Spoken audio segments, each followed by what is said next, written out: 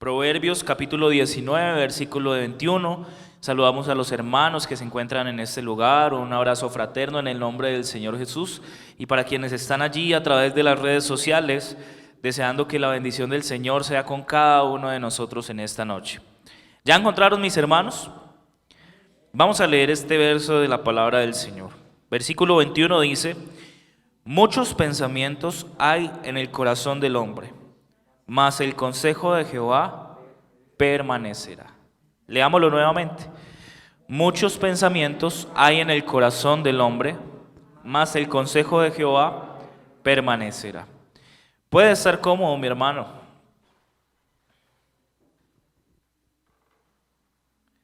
Pensaba en precisamente cómo se desarrolla la gente en el aspecto del entendimiento.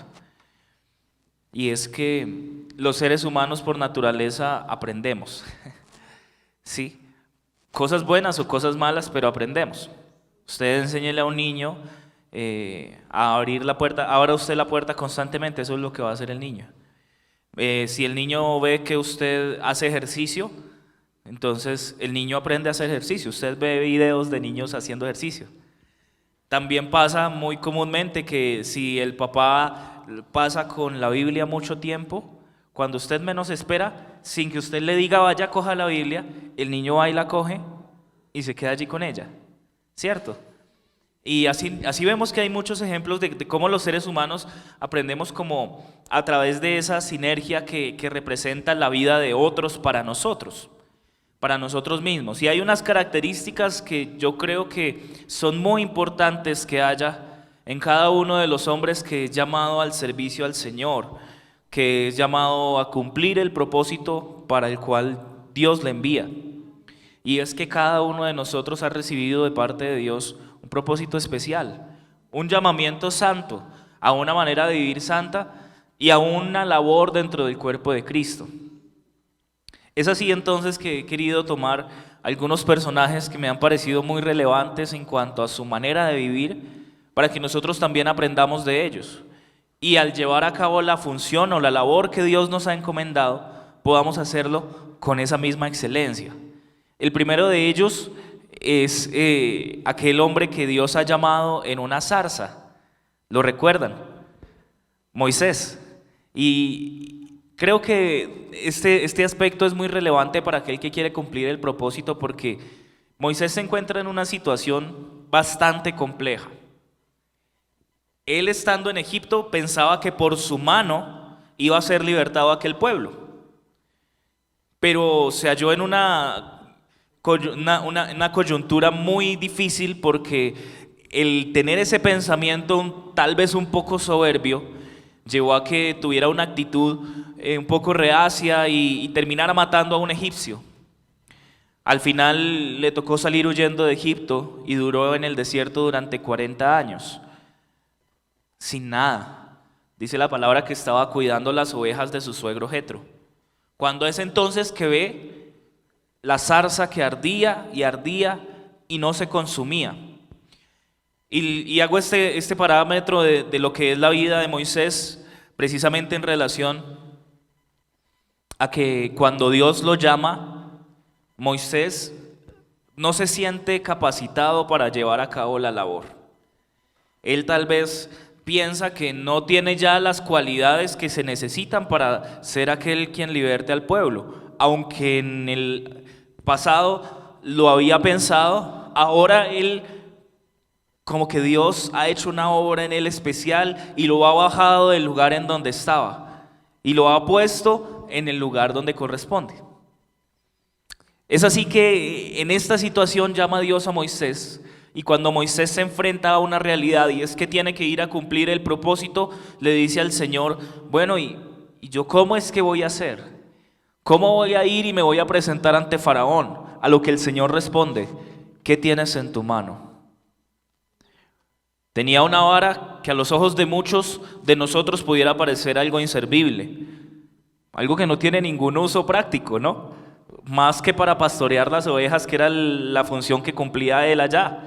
Pero para ir a libertar un pueblo, Un pueblo que está cautivo por unos guerreros egipcios, por una nación que está desarrollada en los ámbitos culturales, en la economía, en los ámbitos tal vez matemáticos. Tenían un desarrollo muy importante y él va con una vara. Pues pudiera parecer que a las manos de cualquier hombre no tuviera sentido, pero en las manos de Dios esa vara de Moisés era importante.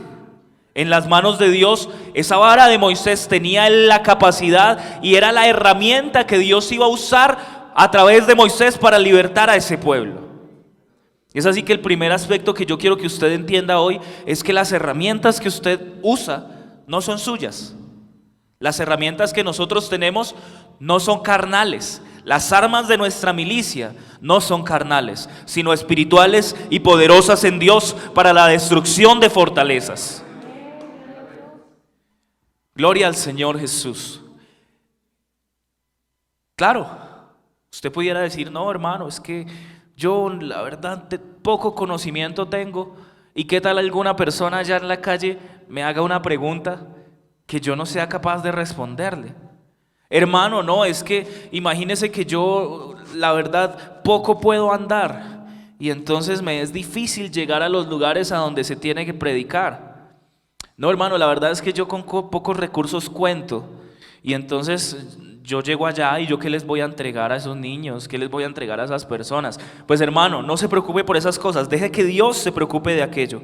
Usted cumpla aquel propósito para el cual Dios lo ha enviado, que las herramientas las da Dios, que esa vara que parecía ser inservible en las manos de Moisés, en las manos de Dios ahora es poderosa. Asimismo nosotros, las herramientas que Dios nos ha dado son poderosas en sus manos. Hay otro personaje que me parece que es muy bonita la función que cumple dentro de lo que Dios le llama y es Samuel. Y Samuel es un hombre que desde su niñez ha estado dedicado al servicio a Dios. Pero él cuenta con algo muy especial y es que es aquel que es el vocero de Dios. Es aquel que lleva el mensaje que Dios quiere. Pero en medio de todo este parámetro de Samuel, Samuel halla una problemática. Samuel es el que va, se dirige al lugar y unge al rey. En primer lugar, unge a Saúl. Y entonces, Saúl comete muchos errores. Y en lo largo de ese ministerio que Dios ha encargado a Saúl, Saúl lo pierde por no haber cumplido el propósito para el cual Dios le ha enviado. Y en esa situación Samuel se duele mucho. Y Samuel está muy triste, muy apesadumbrado. Y al punto tal de su tristeza del profeta que Dios mismo tiene que decirle: ¿hasta cuándo vas a llorar la muerte hasta cuándo vas a llorar a Saúl? No su muerte, sino el hecho de que él ha sido desechado como rey. Y le dice Dios: ¿no has visto que yo le he desechado? Ahora levántate, ve a la casa de Isaí, que me vas a ungir un nuevo rey. Y en esto yo quiero ser muy preciso y muy específico en el aspecto de que aquella persona que está encaminado al propósito de Dios y que quiere servir a Dios, tiene que tener perspectiva, tiene que tener visión, no se tiene que varar por las circunstancias. No, hermano, es que yo fui a predicar y resulta que me contestaron mal, me dijeron groserías, me tiraron piedras, me hablaron muy mal, yo por allá no vuelvo. Levántate. ¿Hasta cuándo vas a llorar por esas cosas? No, hermano, es que cuando yo voy, preciso me sale gente que esos papás van y cogen a sus niños y se los llevan así, jalándolos del brazo. No, esos cristianos, con ellos no se meta. ¿Hasta cuándo vamos a llorar por esas cosas? Si es que Dios nos ha enviado con un propósito, y el que comenzó en nosotros la buena obra, la perfeccionará hasta el día de Jesucristo. El Señor ha prometido estar con nosotros todos los días hasta el fin. Nosotros tenemos un propósito en Dios más grande que simplemente ese, de lo que se nos enfrenta, sino que cuando nosotros llegamos a ese lugar, llega la unción del Santo, llega ese refrigerio para la vida del ser humano. Y aquel hombre que tal vez pueda parecer en el día de hoy un perseguidor, mañana Dios lo puede transformar en un predicador. Así como un día tomó a Saulo y que él estaba y respiraba amenazas en contra de los cristianos, el día de mañana lo convirtió en Pablo, que es aquel hombre de Dios que lleva su palabra, que está dispuesto a ir a lugares a los cuales los demás no están dispuestos. Pero nosotros debemos ser esas personas que en medio de la situación tengan perspectiva, tengan visión, vean un poquito más allá de lo que se presenta en el momento. Porque la circunstancia a veces sí parece desalentadora. Yo tuve el caso, yo tuve una refam en casa con niños inconversos y se reunían más o menos unos 60 niños a los que les predicábamos, todos inconversos. Y resulta que en medio de esos niños habían unos que llegaban a pelear y a hacer desorden. Eran tres hermanitos. El menor de ellos tenía 5 añitos, pero eso eran, hermano, terribles esos niños, y que a uno le daban ganas de decirle, ya no vengan. Y aparte que mis herramientas pues tampoco eran muy dadas a los niños. Yo siempre he sido así como les estoy predicando a ustedes, así les predicaba a los niños. Entonces imagínense. Y Yurani se ríe porque ella sabe que es así. No les miento, yo no les hablaba con historias o con cuentos para niños, yo les hablaba la palabra. Imagínense, 60 niños, y esos 3 me hacían un alboroto, cansaban como por 10. Y entonces, a uno de ser humano, en medio de la circunstancia, uno dice, no, estos 3 me vienen acá a formar desorden, y entonces yo prefiero sacarlos a ellos y que los otros que sí quieren estar, pues que esos sí reciban el mensaje. Pero es que esos no, esos ya no los vamos a recibir, eso ya, uno piensa eso. Pero en medio de todo siempre había algo que me detenía, y era que cuando yo preguntaba acerca de las cosas que enseñaba, los primeros que respondían eran ellos. Cuando yo preguntaba sobre los versículos, teníamos versículos así por todas las paredes de la casa. Cuando yo preguntaba sobre los versículos, entonces los primeros que se lo aprendían de memoria eran ellos. Y eso entonces en mí fue trabajando algo, hermano. Un día tuvimos un evento especial en la iglesia para niños, para los niños inconversos. Los llevamos a la iglesia. Esos 3 niños ese día fueron sellados por el Espíritu Santo. Usted no tiene que pensar en las circunstancias, porque es que las circunstancias a veces de momento se muestran adversas. Pero cuando Dios tiene un propósito, hermano, Dios levanta bandera, Dios hace maravillas, Dios hace milagros a través de lo que no parece. Él llama las cosas que no son como si fuesen. Hay otro hombre de Dios, el cual refleja un carácter especial que Dios ha puesto en él. Y es ese jovencito al cual Samuel va a ungir. Samuel va y unge a David en reemplazo de Saúl. Y resulta que David tiene muchas cosas. Su historia está llena de atributos que Dios le da para que él vaya y haga. Pero me llama la atención en especial algo que es con lo que él como que abre ese camino y esa puerta. Y es que él es un joven valiente. ¿Sí? Es un joven que no retrocede, es un joven que está dispuesto. Imagínense que hay una compañía de guerreros, aún sus hermanos entre ellos, que están luchando contra los filisteos. Él llega a esa guerra porque Dios le encargó algo. Su papá, Isaí, le dijo, vaya y llévele la comida a sus hermanos. Y entonces David deja a alguien cuidando sus ovejas, porque él era un pastor de ovejas, él no era un guerrero. Él deja cuidando sus ovejas y entonces se va a hacer lo que Dios le manda que haga.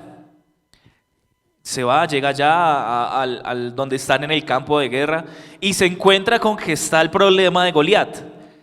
Y entonces, que es un filisteo que le causa mucha afrenta al pueblo.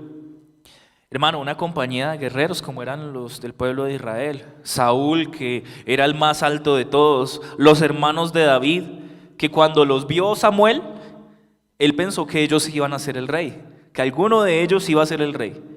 Entonces no eran hombres pequeños, no eran hombres tal vez sin fuerza, no, eran hombres grandes, valientes, de lucha. Ninguno de ellos quería enfrentarse a Goliat. Y a veces nos ocurre. Dios tiene un propósito con usted, Dios tiene un propósito conmigo, pero como que ninguno de los que está alrededor quiere enfrentarse a Goliat. No, eso hay más. 25 maestros, pues ni modo que alguno de ellos no vaya a ir. Una iglesia de 700 personas. Pues habrá mucha gente que lo haga. No, hermano, a veces usted es ese único que tiene que levantar su nombre en alto, el nombre del Señor Jesús, y decir: ¿cómo así que hay un incircunciso levantándose contra los escuadrones de Dios? Pues yo voy a ir, yo lo voy a enfrentar y en el nombre del Señor lo voy a vencer. Valiente, ¿no? Tremendo, tremendo ese muchacho. Me causa mucha impresión que aún se presentan esos fenómenos en los que nadie está dispuesto a hacer, en los que nadie está dispuesto a ir, en los que dicen: necesitamos ir a una campaña evangelística. La otra semana tenemos campaña evangelística, mis hermanos. Necesitamos ir a una campaña evangelística. ¿Cuántos van a ir? Y entonces 2, amén. 1, amén. Amén, hermanos. Y como que se sienten ya forzados y dicen amén, pero por dentro dicen: ay, Señor, tú sabes que yo tengo que hacer esto o aquello. Y a veces no es que tengamos que hacer esto o aquello imprescindiblemente,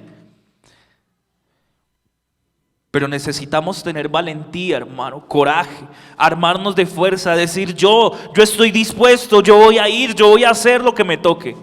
Hermano, que hay que ir a hablarle a sus niños, yo voy a ir a hablarle a sus niños. Hermano, que es que los papás necesitan, no, vamos. Que es que no tienen cómo ir, no importa, Dios nos proveerá de los recursos, Dios hará la obra.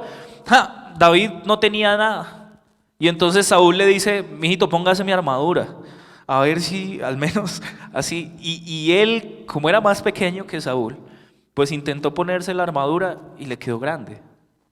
Porque esto no se hace con la imitación a otro, con el esfuerzo de otro, pareciéndose a otro, no. Eso se hace como es uno mismo. Y así como era David, él simplemente cogió 5 piedritas del río y se fue con su honda a enfrentar a Goliat. Nosotros necesitamos David. Gente que esté dispuesta, mi hermano, a ir con lo poco que tenga, no con la armadura de Saúl, no queriendo parecerse a otro, no, como es él, tomando sus piedritas, enfrentándose a aquel Goliat, librando la batalla. Y en el nombre del Señor Jesús estoy convencido de que vamos a vencer. Estoy convencido de que somos más que vencedores por medio de aquel que nos amó. Ay, hermano, tan bonito que es el Señor, que nos dota a nosotros de todas esas herramientas, de todas esas capacidades, de todas esas habilidades. Pero hay alguien más que yo quiero tocar en esta noche. Y yo creo que es nuestro mayor referente, el ser por el cual nosotros estamos aquí, quien nos ha dado esperanza, quien nos ha dado gozo, quien ha cambiado nuestra vida. Hablo de nuestro Señor Jesús. Mire, hermano, Dios no tenía ninguna necesidad en sí mismo de venir a esta tierra, de manifestarse en carne. A Dios eso no le hacía falta. Dios es santo, Dios es grande, Dios es sublime. Imagínese un Dios santo, sublime, puro, sin contaminación de ninguna clase, sin ningún problema de pecado, de nada. Él no se mezclaba con esto porque precisamente nuestra condición pecaminosa había creado una separación. Y tener la entrega de venir y hacerse hombre. Eso, no hay nadie que pueda hacer eso. Todavía dice la palabra que alguno entregaría su vida por alguno de sus amigos, pero es que Él nos reconcilió con Él siendo enemigos.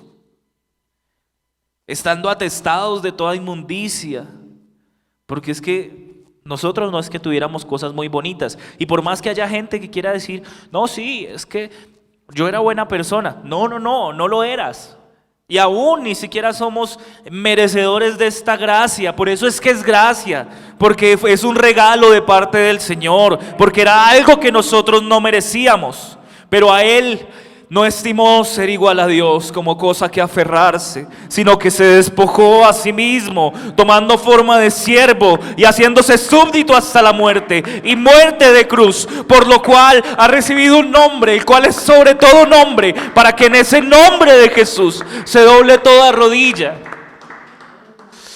Mi hermano, mire, nosotros necesitamos entrega. Necesitamos entrega. Estar dispuestos a entregarnos. No, es que esos niños huelen feo.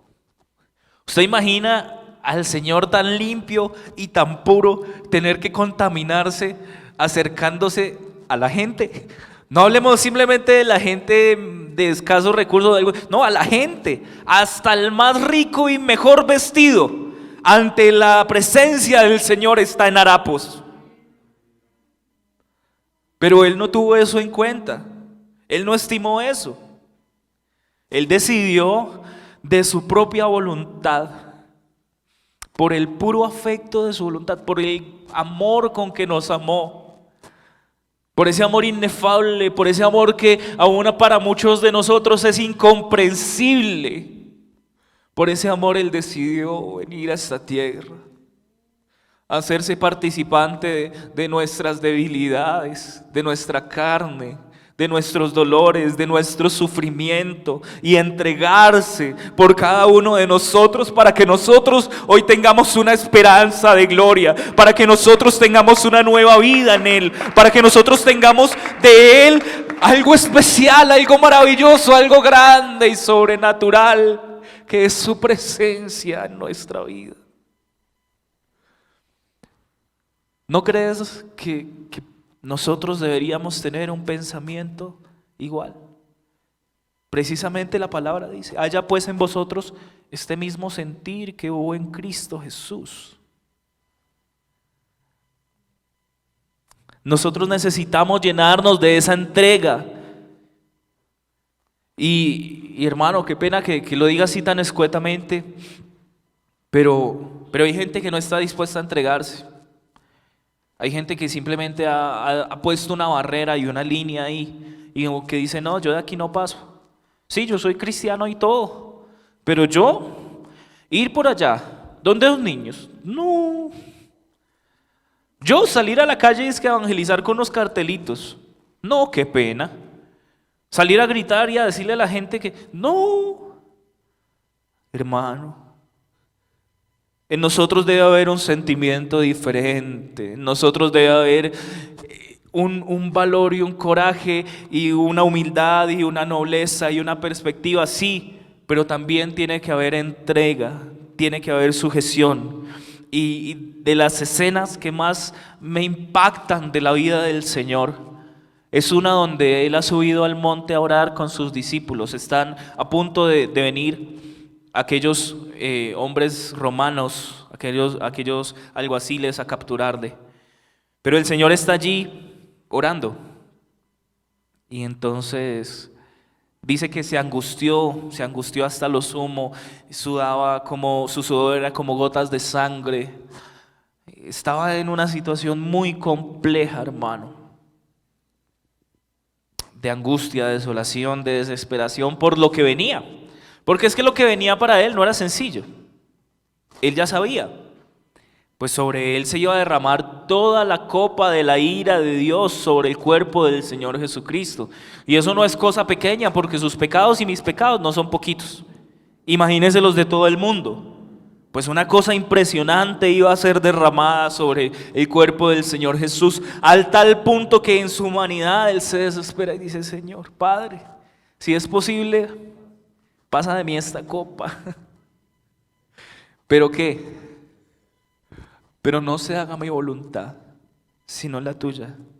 Yo quisiera que hoy hubiese alguien que esté dispuesto a decirle al Señor, no se haga mi voluntad, No se haga mi deseo, sino el tuyo, Señor. No se cumpla mi propósito, no se cumpla mi pensamiento, sino el tuyo, mi Dios. No donde yo quiera ir, donde tú quieras llevarme, Señor. No bajo mis criterios, no bajo los tuyos, mi Dios. No en mis conceptos humanos, sino en la sobrenaturalidad que hay en ti, que eres grande, que eres inigualable, que eres poderoso, Dios. Que todo lo puedes, que todo lo haces. Es así que me encanta este texto que leímos. Muchos pensamientos hay en el corazón del hombre, mas el consejo de Jehová permanecerá. Nosotros podemos llenarnos de muchas ideas y de muchas cosas y querer desarrollar muchas labores, hermano. Pero aquello que permanece es el consejo del Señor, la palabra del Señor, que es vida, que es espíritu. Aquello que permanece en la vida de aquel muchacho al que tú le vas a hablar es aquello que Dios deposita.